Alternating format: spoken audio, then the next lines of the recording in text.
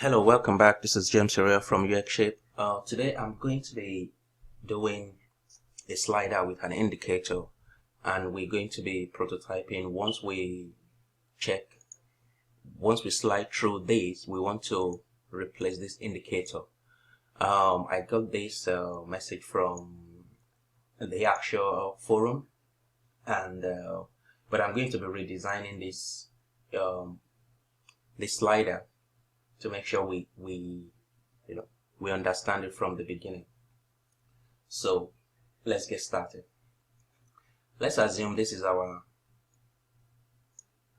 slider, banner, or anything we want to add, and this is our indicator. I normally prefer to use an eclipse for an indicator, so I'm just going to make it smaller, and I would say something like this. So I'm going to duplicate this into 3, and I will align everything. I'll distribute it horizontally, align middle, and that's it.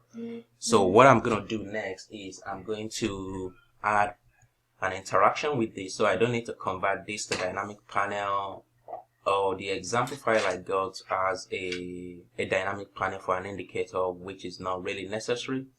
So I'm just going to do this and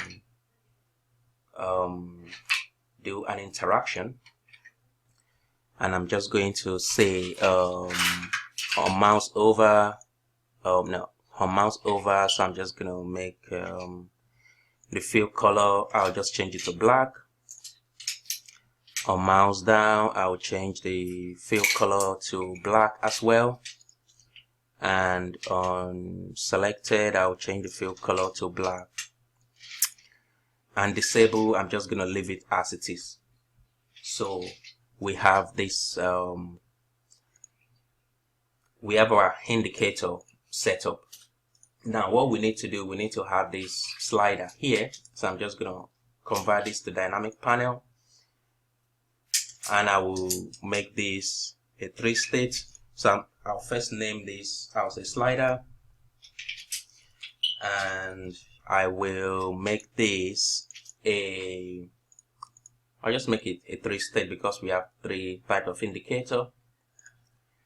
Then once we've done that, I will now make an interaction.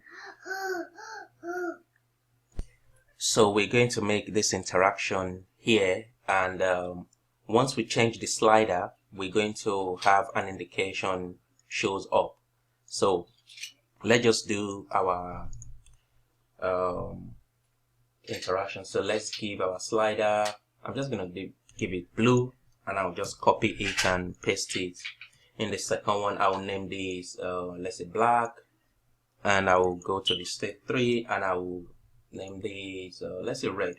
Okay, so we have our slider and our indicator. So I'm just going to close all this. So we have this. Now what we want to do is on page load, we want to automatically slide this, and we want to show the different indicator based on the panel state that we are in right now. So we can do this manually for user to swipe left and right using the on swipe and on swipe left and on swipe right, or we can do it automatically on page load as well. So we can do, we can prototype it the way we want it. So let us do it on page load. On page load, we're going to say set dynamic panel, which is slider, and we're going to say next, and we're going to say wrap from last, and so finish. So we have that left. Then we need to add conditions here. The condition we're going to add is if the slider panel, the slider state is 1, we want to show the first indicator, and we want to disable all other indicator as well. So what we're going to do, we add a condition and say the slider, which is state of panel, equals to state 1. We want to set our dynamic panel to next, and we want to show, or no, not show, we want to enable selected. So we say we can use no, we will use selected because we're looking for value which is true. So we will go to selected, and the eclipse that we had, I'm just going to close this for now so that we can name this. I don't want us to make a mistake, so I'll say indicate 1, and I'll copy this and I'll paste it here, indicate 2, and I'll say indicate 3. So once we've done that, we can go back to our on page load, add our condition and say slider equals state 1. We want to set the panel state of the slider to next.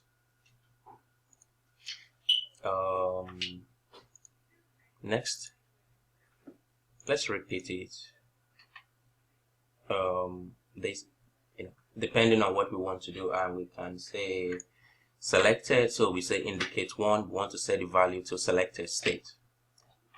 Else. So we're going to add else condition.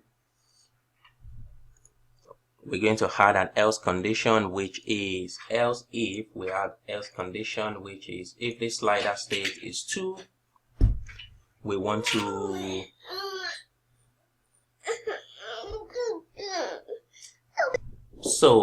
we're going to now add our else statement as well. If state condition is if the slider state is 2, we want to actually, we don't even need to be setting this panel state anymore because we are using onload, so we don't really need to put this. We just need to set our indicator basically. So I'm just going to delete this.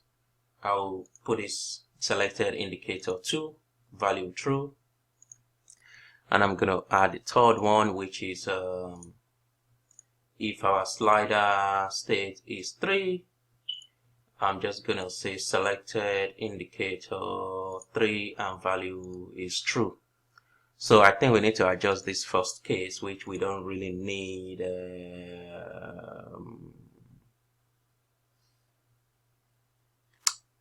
I think we need this here on page load. Oh no, actually we don't need this here as well.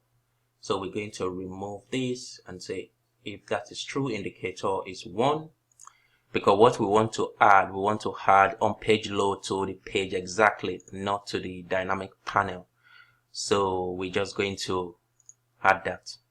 So on page load, we're going to be setting the dynamic panel to slide automatically. So we're just going to say the slider, and we're just going to say next and do whatever I want to wrap from left to right. Anyhow we want to do it, we just add that there. So I think that's pretty much what we needed. This one I'm going to just remove here first because I don't want it to conflict to what we are doing. So I'll remove this case if it's not really working on state 1 show indicator if hidden, which is really not how to do it. So let's preview what we've done here. We will just preview our prototype, and we can let me reduce the thing first.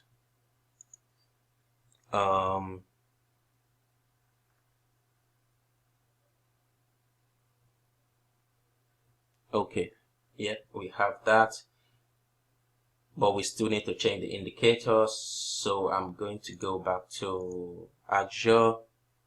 Okay, and let's look at the indicator. I think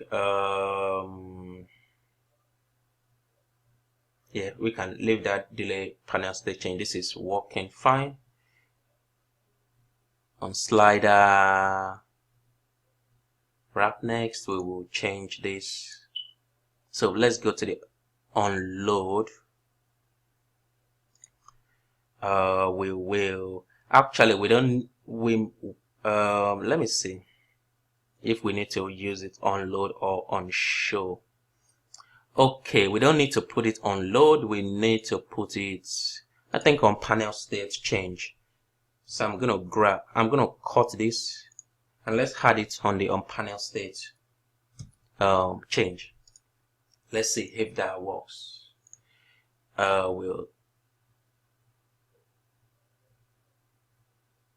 Yeah, it's working, but we need to deselect this once this is shown, and then we need to make this hidden as well. So what we just need to do, we need to go back to the first state.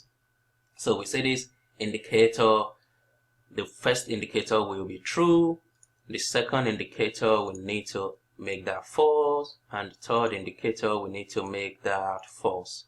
So we just need to repeat exactly the same thing for the three. So I'll just grab this, I'll remove this, paste it here, delete this, paste this here, and then we can edit this. So second state, we want the second state to be true here, and the first will be false. So we have third false and the first false, but the second is going to be true, and the third, we're going to make the third true and the second and the first false. So let us refresh and see what's gonna happen. We have the second, the third, the first, the second, the third, the first, the second, the third. So basically this is how we do the the changing of the indicator based on the dynamic panel state change. And we can also do this manually, or we can delay how many seconds the banner or this panel states is going to be changing. But sometimes it's always good to make this process a bit manual, because you wouldn't know how irritated your user is going to be if things are changing automatically, frequently, either too fast or too slow. So sometimes it's always good to add the manual control here as well, which will just be maybe, let's see if we can transform the shape to a triangle. So we have this basically, and we can, let me rotate this. Oh no, let me see. We have this, we can make that, and we just duplicate this, because it's always good to give our user that flexibility to control the banner as well, instead of making the banner to show automatically. Sometimes it's always good to give the user that ability to change it as well. So we can just make it something like this.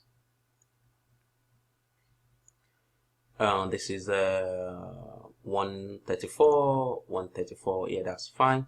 So we can align this, we can group this and make sure this is aligned as well with this middle, and we can say align center. So we have that. We could group this as well, and then we can group all these three together and make sure we align this as well with them. So what we did here for the the on panel state change here, we're just gonna do something here to change the panel state to next, and it's going to happen as well.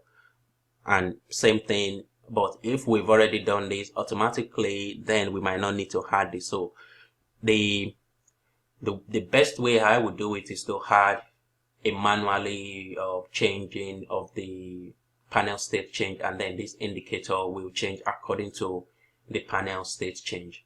So if we preview our prototype again, if we go to our prototype and refresh, we'll see the first states, and it's keep changing first state, second state. What we are missing is we are not showing the first indicator on page load. So I'll just add that indicator on page load and say selected indicator value true on page load, so that once we refresh the page, we will show the indicator first, second, third. I hope you understand how to do this now, and yeah, so if you have any question, you can reach me on my website, or you can send me an email or leave a comment on my YouTube channel, and I'll be glad to respond to you as soon as I can. Thank you very much for watching, and I'll see you again. Bye for now.